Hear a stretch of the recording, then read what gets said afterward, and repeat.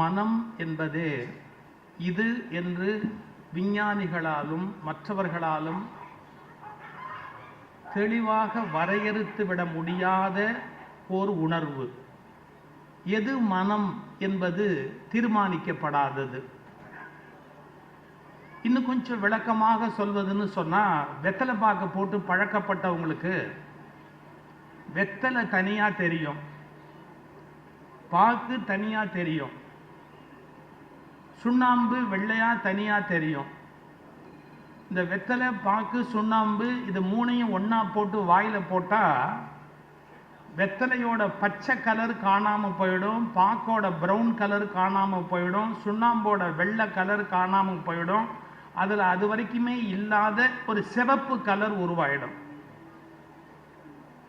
அது வெத்தலையிலையும் இல்லை, சுண்ணாம்புலையும் இல்லை, பாக்குக்குள்ளேயும் இல்லை. ஆனால் இதெல்லாம் நம்முடைய எச்சலோடு சேர்ந்து நம்ம கடித்த உடனே ஒரு பிரில்லியன்ட் ரெட்டு, பயங்கரமான ஒரு சிவப்பு கலர் உருவாயிடும். அது மாதிரி மனம் என்பது நம்ம உடல்ல இருக்குதா, உயிர்ல இருக்குதா, ஆத்மால இருக்குதா, இப்படி எத்தனையோ பேர் ஆராய்ச்சி பண்ணிக்கிட்டே இருக்கிற போது இந்த வெத்தலை பாக்கு சுண்ணாம்பு கலந்த உடனே அதில் சிவப்பு கலர் வந்த மாதிரி உடம்பும் உயிரும் கலந்த உடனே உள்ளம் என்ற ஒன்று தானாக அதிலிருந்து தோன்றி விடுகிறது. ஆனால் அதுதான் எல்லாத்தையுமே நிர்ணயம் பண்ணுவதாக நம்முடைய வாழ்க்கையை மாற்றுகிறது. மனம் போல வாழ்வு அப்படிங்கிறாங்க. இந்த மனம் என்பது எங்க இருக்கு, என்ன பண்ணும் அப்படின்னு தெரியலன்னா கூட அதுதான் நம்முடைய வாழ்வினுடைய எல்லா முடிவுகளையுமே தீர்மானிக்கிறது. இப்ப கொஞ்சம் இப்படி யோசிச்சு பாருங்களேன். ரெண்டு வகையில பிரித்து, நிறைய பிரிவு இருக்கு, ரெண்டு வகையில பிரித்து உளவியல் நிபுணர்கள் கான்சியஸ் மைண்ட், சப்கான்சியஸ் மைண்ட் அப்படின்னு ரெண்டா பிரிச்சிருக்கிறாங்க. இந்த உலகத்தை ஆட்டி படைக்கக்கூடிய சக்தி எதுக்கு இருக்குது? கான்சியஸ் மைண்டுக்கு இருக்குதா, சப்கான்சியஸ் மைண்டுக்கு இருக்குதா அப்படிங்கிற கேள்வியை ஓயாம உளவியல் நிபுணர்கள் கேட்டுக்கிட்டே இருக்கிறாங்க. கான்சியஸ் மைண்ட் எவ்வளவு விதமான முடிவுகளை எடுத்தாலும் சப்கான்சியஸ் மைண்ட் அப்படிங்கிறது தான் பலம் உள்ளதாகவும் ஆற்றல் உள்ளதாகவும் செயல் உள்ளதாகவும் வாழ்க்கையில தானாவே பல காரியத்தை நடத்துது. இதை நம்ம புரிஞ்சுக்கிறதுக்காக ஒரு சின்ன உதாரணம் சொல்றேன். சிக்மண்ட் ஃப்ராய்டு அப்படிங்கிறவர் உங்களுக்கு தெரியும், உளவியல் துறையினுடைய தந்தை என்று கொண்டாடப்படுகிறவர். அவர்தான் மனதை பகுத்து மனதினுடைய செயல் எப்படி என்ன ஏதுங்கிறத பற்றி வாழ்க்கை முழுக்க ஆராய்ந்து விஞ்ஞான பூர்வமான உண்மைகளை வெளிப்பட்டவர் சிக்மண்ட் ஃப்ராய்டு. அந்த சிக்மண்ட் ஃப்ராய்டுக்கு ஒரு 50 வயது இருக்கிற காலகட்டம். அவர் ஒரு ரயில்வே ஸ்டேஷன்ல இறங்கி நடந்து போயிட்டு இருக்கிறாரு ஃப்ராய்டு. அப்படி நடந்து போயிட்டு இருக்கும்போது கொஞ்சம் முன்னாடி அப்படி பார்க்குற இடத்துல ஒரு பொண்ணு ரொம்ப அழகா, ரொம்ப ரொம்ப அழகா ஒரு பொண்ணு அப்படி போயிட்டு இருக்கிறது அவருக்கு கண்ணுக்கு தெரியுது. அவர் மனசுல என்ன என்ன என்ன தோணுச்சு தெரியுங்களா? அந்த பொண்ணை தொட்டு பார்க்கணும்னு தோணுச்சு. ஒரு வயசு வேணா 50 வயசு. ஒன்று மட்டும் ஒரு உண்மையை சொல்லிட்டா, வயசாயிட்டதால எவனும் நல்லவன் ஆகிடான்னு நம்பி ஏமாந்துடாதீங்க. வயசாயிடுச்சு அதனால ஒரு நல்லவர் ஆயிருப்பார்னு மட்டும் தயவு செய்து நம்பாதீங்க. அதுக்கு சம்பந்தமே கிடையாது. இவர் என்ன நினைக்கிறாரு, அவரோட ப்ராப்பர்ட்டியா இது, அது எவன் ப்ராப்பர்ட்டியோ, இவருக்கு அதை தொடர்றதுக்கு ஏதாவது ரைட்ஸ் இருக்கா? 50 வயசு, ரயில் பிளாட்ஃபாரத்தில் நடந்து போற, அது எவனோ பொத்த பொண்ணு போகுது, அழகா போகுது, அது அழகா இருந்தாருன்னா அழகா இல்லாட்டி உனக்கு என்ன? இந்த ஃப்ராய்டு என்ன நினைக்கிறாரு, போய் தொட்டு பார்க்கணும் அப்படின்னு நினைக்கிறாரு. ஒரு 2 செகண்ட்ல உள்ளேருந்து ஒரு பிசாசு எந்திரிச்சு புத்தி சொல்லும். ஏய், உன் வயசு என்ன, உன் படிப்பு என்ன, சொசைட்டியில் உன் பொசிஷன் என்ன, நீ உளவியல் பகுப்பாய்வாளர் அப்படின்னு அவ்வளவு பெரிய உளவியல் துறையின் தந்தை அப்படின்னு பாராட்டப்பட்டிருக்கிற ஒரு பெரிய மனுஷன், நீ போய் அந்த பொண்ணை தொட்டா மரியாதையாது, அது தப்புன்னு உனக்கு தோண வேணாமா, இந்த மாதிரி காரியத்தை எல்லாம் நீ செய்யலாமா அப்படின்னு உள்ளேந்து ஒண்ணு அறிவு சொல்லிக்கிட்டே இருக்க. அறிவு சொல்லிக்கிட்டே இருக்கும் போதே தொட்டுட்டாரு. டன் டன் எக்ஸிக்யூட்டட், காரியம் முடிஞ்சு போச்சு, போய் தொட்டுட்டாரு. அன்னைக்கு ராத்திரி வந்து யோசிக்கிறாரு, நான் எவ்வளவு விஷயங்களை கண்டுபிடிச்சிருக்கிறேன், இது தப்புன்னு எனக்கு தெரியும், இதை செய்யாதேன்னு வேற ஒன்று சொல்லிக்கிட்டே இருக்குது. செய்யாதேன்னு சொல்ற போது கூட நான் பாட்டுக்கு போய் என்னத்துக்கு அதை தொட்டுக்கலாமா, தொடக்கூடாது இல்லையா, அப்ப என் புத்திய செருப்பால் அடிக்க வேண்டாம், இவ்வளவு யோசிக்கிறாரு. ஆனா நான் ஏன் தொட்டேன்?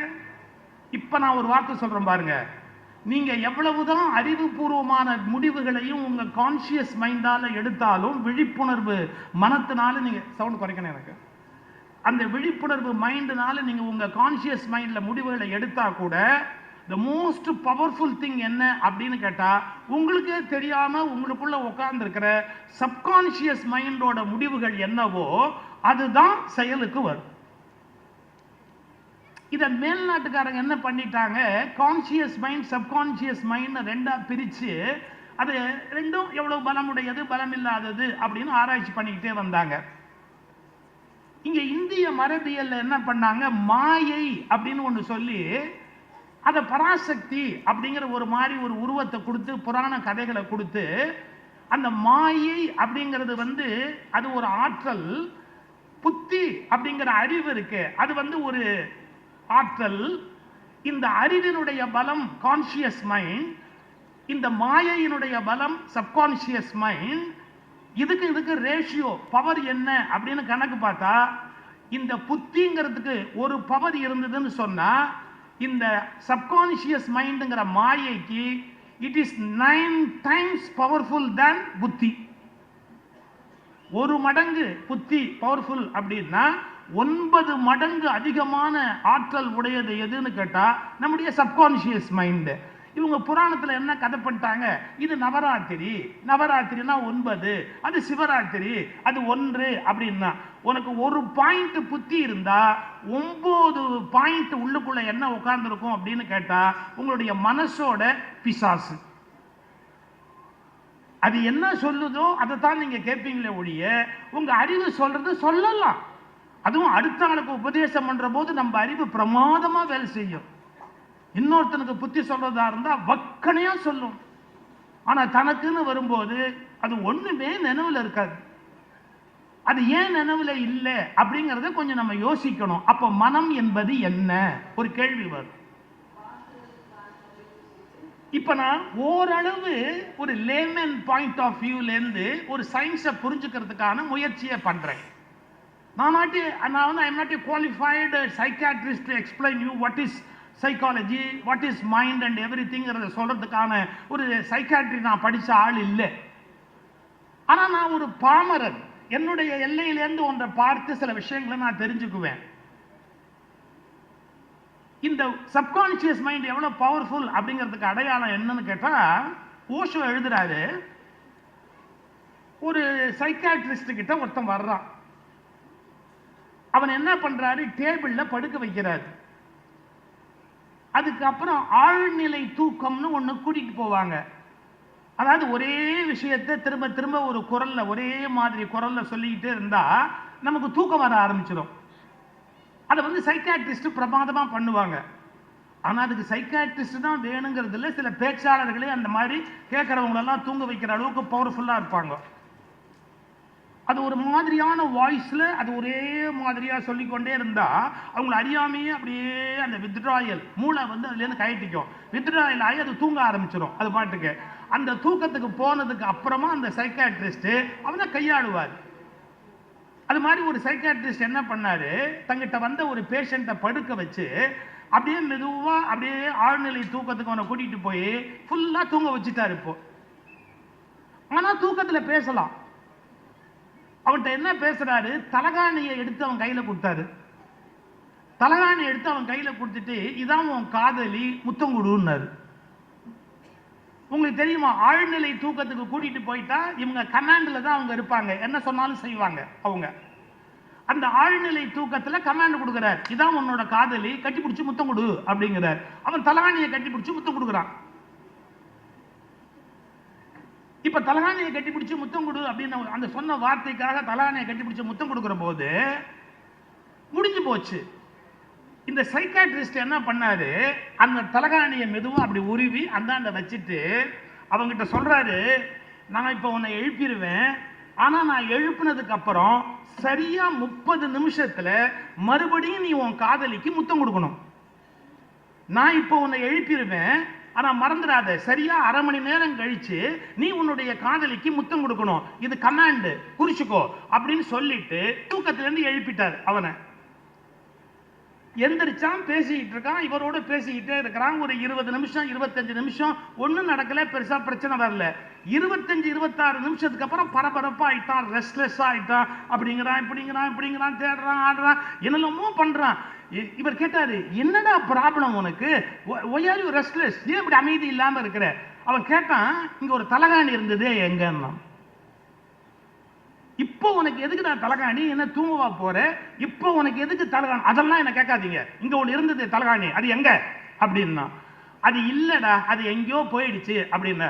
வெறி பிடிச்ச மாதிரி எந்திரிச்சு நேரா போய் அவர் கபோர்டுக்குள்ள வச்சிருந்தார். கபோர்டை திறந்தான், தலகாணியை எடுத்தான், கட்டி பிடிச்சான், அழுத்தி ஒரு முத்தம் கொடுத்து அந்த தலகாணியை கொஞ்சிட்டு அப்புறமா அமைதியா வந்து உட்கார்ந்தான். அவர் கேட்டாரு, இப்ப எதுக்கு தலகாணிக்கு முத்தம் கொடுத்த? அவன் பதில் சொன்னான், எனக்கு தெரியாது, உள்ளேந்து ஒரு குரல், கட்டி பிடிச்சு முத்தம் கொடு, கட்டி பிடிச்சு முத்தம் கொடு, கட்டி பிடிச்சு முத்தம் கொடுன்னு சொல்லிக்கிட்டே இருந்தது. அந்த தலகாணியை கட்டி பிடிச்சு முத்தம் கொடுக்கறதுக்கு அது ஏன் வந்தது என்ன வந்ததுன்னு தெரியாது. நேரா போனேன், கட்டி பிடிச்சேன், முத்தம் கொடுத்தேன், முடிஞ்சு போச்சுன்னா.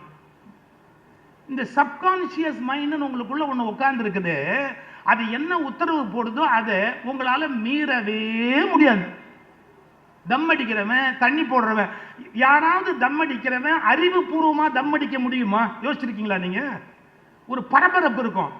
ஒரு சிகரெட்ல இருந்து அவங்க தட்டுறது, அவங்க எடுக்கிறது, அந்த பாக்ஸ்ல தட்டுறது, அதை மேல வைக்கிறது, நீங்க நல்லா கவனிச்சீங்கன்னா அறிவுபூர்வமா ஒரு தியானம் மாதிரி எவனாலையும் சிகரெட் பிடிக்க முடியாது.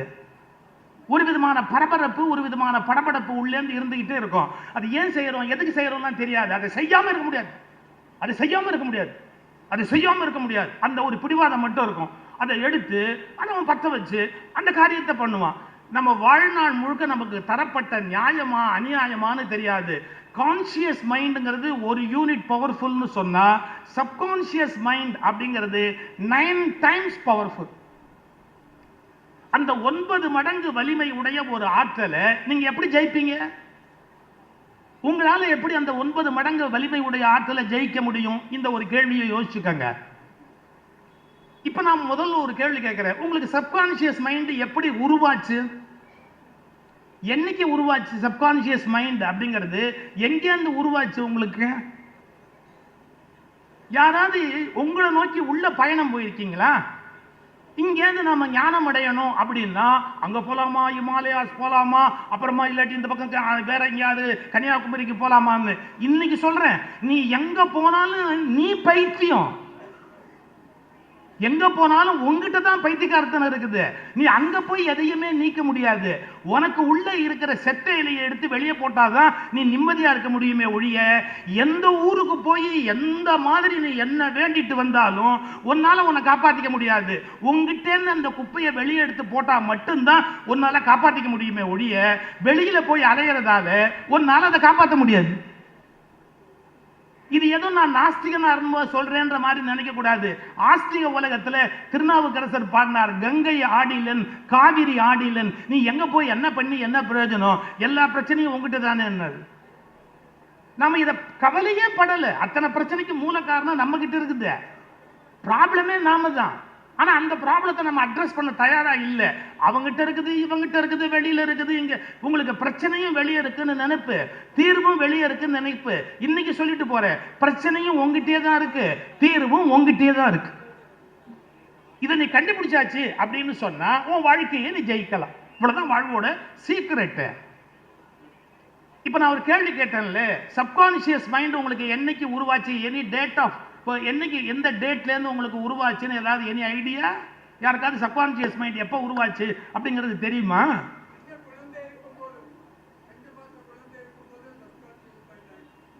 Thank you thank you. அவருக்கு கைதட்டல் கொடுங்க. உங்க தாயாருடைய கர்ப்பத்தில் நீங்க இருந்தீங்கல்ல, உங்க தாயாருடைய கர்ப்பத்தில் நீங்க இருந்தீங்கல்ல, உங்க தாயாருக்கும் உங்களுக்கும் நடுவில் தொப்புள் கொடியில் ஒரு லிங்க், ஒரு கார்டு ஓடிச்சு இல்ல, அம்பிளிக்கல் கார்டு. இந்த தொப்புள்ல இருந்து தாயாருக்கு லிங்க்ல போச்சு இல்ல. உங்க அம்மா பயந்துருப்பாங்க, அழுதுருப்பாங்க, சிரிச்சிருப்பாங்க, கோவப்பட்டிருப்பாங்க, ஆத்திரப்பட்டிருப்பாங்க, மாமியார் மேல வெறுப்படைஞ்சிருக்கலாம், நாத்தனார் மேல வெறுப்படைஞ்சிருக்கலாம், இல்ல புருஷன் மேலேயே கோபமா இருந்திருக்கலாம், இல்ல யார்கிட்டயோ அன்பா இருந்திருக்கலாம், ஏதோ ஏமாந்துருக்கலாம், ஏதோ அழுதுருக்கலாம், ஏதோ சிரிச்சிருக்கலாம். உங்க அம்மா என்னென்ன மனசால பாதிக்கப்பட்டாங்களோ, இந்த பாருங்க, ஒரு கம்ப்யூட்டர்ல இருக்கிறத நீங்க அப்படியே இந்த கம்ப்யூட்டருக்கு சேஞ்ச் பண்ணுன்னு கமாண்ட் கொடுத்த உடனே இதுல இருக்கிறத தூக்கி அதுல போடுற மாதிரி உங்க அம்மா மூளையில என்னென்ன இழவு ஓடிச்சோ அத்தனை இழவும் இங்க வந்து உட்கார்ந்துரும். நீங்க என்ன பண்ணுவீங்க? உங்க அம்மாவுக்கு அப்ப புருஷனோட தகராறு, அப்புறம் 3 புள்ளை பெத்துட்டா, ஆனா அந்த டயத்துல தகராறுல அவ கோபத்துல இருக்கிறா. அப்ப இந்த குழந்தை உருவாகுது. நல்ல கவனிங்க. அப்புறம் அவ சமாதானமாயி 3 பிள்ளை பெத்துட்டா, ஆனா கோபத்துல உருவான இந்த புள்ள இருக்குது இல்ல, அதுக்கு ஜென்மத்துக்கும் கோபம் போவாது. இப்ப சப்கான்சியஸ் மைண்டுங்கிறது ஃபர்ஸ்ட் எங்க உருவாகுதுன்னு கேட்டா, கர்ப்பத்தில் இருக்கிற காலத்துல தாயினிடத்துல இருந்து பிள்ளைக்கு அப்படியே டிரான்ஸ்ஃபர் ஆகிட்டே இருக்கும். எமோஷனலா அப்படியே என்னென்ன படணுமோ எப்படி படியும். அது எப்படி பதியும் தெரியுமா? நாட் பை வேர்ட்ஸ், ஒரு வார்த்தைகள் மூலம் அல்ல, அப்புறம் சொற்களின் மூலம் அல்ல, ஒரு ஒரு ஒலி, ஒரு வார்த்தை, மொழி, ஒரு மண்ணு தேவையில்லை. பின்ன என்னன்னா அது அப்படியே படம் படம் படம் படம் படமா. இப்ப நீங்க பிலிம் பார்க்கும்போது பழைய காலத்துல பிலிம் விடுவாங்க, அந்த பிலிம் வரிசையா அப்படியே ஓடிக்கிட்டே இருக்கும். அதே மாதிரி அம்மா மனசுல ஒரு படம் ஓடும், அந்த படம் அப்படியே படம் படம் படம் படம் படம் படமா இந்த பிள்ளையோட மனசுல வந்து அப்படியே கம்ப்ளீட்டா உட்காந்துக்கும். இப்ப என்ன ஆகும்னு கேட்டீங்கன்னா, மொழியினாலோ ஒலியினாலோ பதியாம அது படம் படமா பதிவாயிட்டதுனால அதே மாதிரியான காட்சிகளை பின்னாளில் இந்த குழந்தை அரங்கேற்றுவது தவிர்க்க முடியாமல் போய்விடும். இதனாலதான் நான் என்ன சொல்றேன், வேற என்ன நீங்க எப்படி உங்களை மாத்துறீங்களோ மாத்தலையோ அதை பத்தி எனக்கு கவலை இல்லை. உங்க குழந்தைய கருவுல வச்சிருக்கிற ஒரு 10 மாச காலமாவது நீ உங்க மனசை நல்லபடியா வச்சுக்கிட்டீங்க அப்படின்னா எதிர்காலத்தில் அந்த பிள்ளைங்க கஷ்டப்படாம இருக்கலாம். உங்களுக்கு அது 10 மாச பிரச்சனை, அந்த குழந்தைக்கு அது வாழ்நாள் பிரச்சனை. அது வாழ்நாள் பிரச்சனை. ஏன் தெரியல, எதுக்கு எடுத்தாலும் இவன் எரிஞ்சு உழறான். நீ அன்னைக்கு எரிஞ்சு விழுந்த. ஏன்னு தெரியல, இவன் என்ன மதிக்காமையே பேசுறான். நீ அன்னைக்கு மதிக்காமையே பேசுன. ஏன் பேசணும்னு இதுக்கு தெரியாது, ஆனா பேசுன அந்த துணி இருக்குல்ல அது இதுக்கு தெரியும், அந்த கோபம் இருக்குல்ல அது இதுக்கு தெரியும். அதனால உள்ள இருக்கிற அந்த சப்கான்சியஸ் மைண்டு அதே மாதிரியான விஷயங்களை உங்களுக்கு கொடுத்துக்கிட்டே இருக்கும். நீங்க ஒண்ணுமே பண்ண முடியாது, தப்பிச்சு வெளியே வரலாம்னு நினைச்சா கூட உங்களால வர முடியாது. இந்த மனம் என்பது என்ன அப்படிங்கறத கொஞ்சம் ஆராய்ச்சி பண்ணி, இந்த மனம் அப்படிங்கிறது நம்ம அடிமையா இருந்ததுன்னா ஜெயிக்கலாம், நம்ம எஜமானன் ஆயிடுச்சுன்னா ஜெயிக்க முடியாதுங்கிறத கண்டுபிடிச்சுட்டா நாம பல துன்பங்கள்ல இருந்து தப்பிக்கலாம். நான் வேடிக்கைக்கு ஒரு கதை சொல்றேனே. ஒரு பெரிய மகாராஜா இருந்தாரு. அந்த மகாராஜாவுக்கு ஒரு அடிமை இருந்தான். பழைய காலத்துல இப்படி இருக்கும் இல்ல, அந்த அடிமை ரொம்ப விசுவாசமா அவருக்கு எல்லாமே செய்வான். அதனால மகாராஜா அவனுக்கு ரொம்ப ரொம்ப ரொம்ப ரொம்ப ரொம்ப இடம் கொடுத்துட்டார். அவனுக்கு எங்க போனாலும் கூடவே போவான், வெரி க்ளோஸ். அவர் எள்ளுங்க முன்னாடி என்ன நிற்பான். அதனால திடீர்னு ரொம்ப அன்பு முத்தி போய் இந்த மகாராஜா என்ன பண்ணார், அந்த அடிமையை பார்த்து, ஏய் உனக்கு உலகத்துல யாருமே கொடுக்காத பெரிய பரிசு ஒன்று நான் கொடுக்கணும்டா, நீ இவ்வளவு நல்லவன், எனக்கு நான் உனக்கு ஒரு பரிசு கொடுக்க போறேன், உனக்கு என்ன வேணுமோ கேளு தர்றேன், என்ன வேணாலும் கேளு தர்றேன் அப்படின்னார். இன்னைக்கு சொல்லிட்டு போறேன், இந்த வரத்தை மட்டும் யார்ட்டையும் எப்பவுமே கொடுக்காதீங்க. நீ என்ன கேட்டாலும் தரேன் அப்படிங்கிற வரத்தை மட்டும் உயிரே போறதா இருந்தாலும் யாருக்கும் கொடுக்காதீங்க. நீ முதல்ல என்ன வேணும்னு கேளு, முடிஞ்சா தர்றேன்னே சொல்லுங்க. இதான் வாழ்நாள் முழுக்க நீங்க பாதுகாப்பா இருக்கிறதுக்கான வழி. நீ கேளு, முடிஞ்சா தர்றேன், இதான் சரியான வார்த்தை. நீ என்ன கேட்டாலும் தர்றேன் அப்படின்னு ஓவர் சந்தோஷத்திலையும் சொல்லாதீங்க, ஓவர் பயத்திலையும் சொல்லாதீங்க. ஏன்னா ஓவர் சந்தோஷத்திலையும் இப்படி ஒரு வார்த்தையை கொடுப்போம், ஓவர் பயத்திலையும் ஒரு வார்த்தையை கொடுப்போம். இந்த வார்த்தையை கொடுக்க கூடாது. நீ இப்ப என்ன கேட்டாலும் தர்றேன். அவன் சொன்னா, உங்ககிட்ட ஏதாவது வாங்கிக்கிட்டா அப்ப இவ்வளவு நாள் நான் காட்டின அன்பு பொய்யா போயிடுங்க, அதனால அதெல்லாம் ஒன்றும் வேண்டாம், எனக்கு இப்போதைக்கு எதுவும் தேவையில்லை, என்னை விட்டுடுங்க, நான் அப்படிலாம் கேட்கக்கூடாதுன்னா கூட உனக்கு தராம நான் செத்து போனா கடனாளி ஆயிடுவேன், எங்கிட்ட நீ எவ்வளவு அன்பா இருந்த, உனக்கு என்ன வேணுமோ கேளு, நான் நிச்சயமா தர்றேன் அப்படின்னு உடனே அந்த அடிமை சொன்னான் ஒரே ஒரு வார்த்தை, அப்படியா, ஒரு நாளாவது உங்க சீட்ல நான் உட்காரணும், ஒரு நாளாவது உங்க சீட்ல நான் உட்காரணும். இன்னைக்கு சொல்றேன், எழுதி வச்சுக்கோங்க, எல்லா அடிமைகளுக்கும் என்றாவது எஜமானரிடத்தில் உட்கார்ந்து விட வேண்டும் என்ற எண்ணம் எல்லா அடிமைகள் மனதிலும் இருக்கிற எண்ணம். அது ஒரு நாள் அழியவே அழியாது. என்னைக்காவது ஒரு நாள் இவன் உட்கார்ந்து இருக்கிற இடத்துல நான் உட்காரணும் அப்படிங்கிற எண்ணம் எந்த அடிமைக்கும் மனசை விட்டு போவாது, கண்டிப்பா இருக்கும். இதை கேட்டாங்க, எனக்கு அந்த இடம் வேணும் அப்படின்னா அந்த மகாராஜா சந்தோஷத்துல சொன்னான், வேணா இது ஒரு பெரிய விஷயமா அப்படின்னு தன்னுடைய அமைச்சரை கூப்பிட்டான், சேனாதிபதியை கூப்பிட்டுட்டு சொன்னாங்க, இந்த நிமிஷத்துல இவன் மகாராஜா, 24 மணி நேரம் இவனுக்கு மகாராஜாவா இருக்கிற பவர் கொடுத்துருக்கிற, இவங்க உட்கார்ந்துருப்பான், நான் சொன்னா எப்படி கீழ்ப்படுவீங்களோ அப்படி இவன் சொன்னா நீங்கள்லாம் கீழ்ப்படியணும், புரியுதா, அதனால அவனை மகாராஜாவா உட்காந்து வைக்கிறேன்னா. அவர் என்ன பண்ணாரு, முதல்ல அந்த நாற்காலியில ஏறி இப்படி உட்காந்து ரொம்ப பணிவா, ஏத்தாப்புல மகாராஜா இருக்கிறாருன்ற மாதிரி ரொம்ப பணிவா இப்படி உட்கார்ந்தார். நல்லா உட்காருற, நல்லா உட்காரு, நாம கால் மேல கால் போட்டேன். அடுத்த வார்த்தை சொன்னா, நம்ம அன்புக்கு அடையாளமா நான் உனக்கு எப்படி பணிவா இருந்தனோ அது மாதிரி நீ எனக்கு பணிவா இருக்கணும்னா. அது என்ன பெரிய கஷ்டம், உனக்கு வேண்டிய வேலையை நான் செய்யறேன் அப்படி பக்கத்திலேயே பணிவா நின்னாரு. 1 மணி நேரம் ஆச்சு, 2 மணி நேரம் ஆச்சு, 5 மணி நேரம் ஆச்சு, 7 மணி நேரம் ஆச்சு. மந்திரியை கூப்பிட்டான், சேனாதிபதியை கூப்பிட்டான், இவனை கொண்டு போய் ஜெயிலில் வைக்கணும், இவனை கொண்டு போய் ஜெயிலில் வை அப்படின்னா. அவங்கெல்லாம் ஒரு மாதிரி பார்த்தாங்க, என்ன சொல்லியிருக்கிறாரு, 24 மணி நேரத்துக்கு அவர் வார்த்தையை எப்படி மதிப்பீங்களோ அப்படி என் வார்த்தையை மதிக்கணும்னு சொல்லியிருக்கிறாரு, உத்தரவை யாரும் மீறக்கூடாது, இந்த ஆளை கொண்டு போய் ஜெயிலில் வைங்கன்னா. ஒரு வழி இல்லை, கொண்டு போய் ஜெயிலில் வச்சாங்க. இன்னும் ஒரு 2 மணி நேரம் ஆச்சு, 14 மணி நேரம், 15 மணி நேரம் ஆச்சு.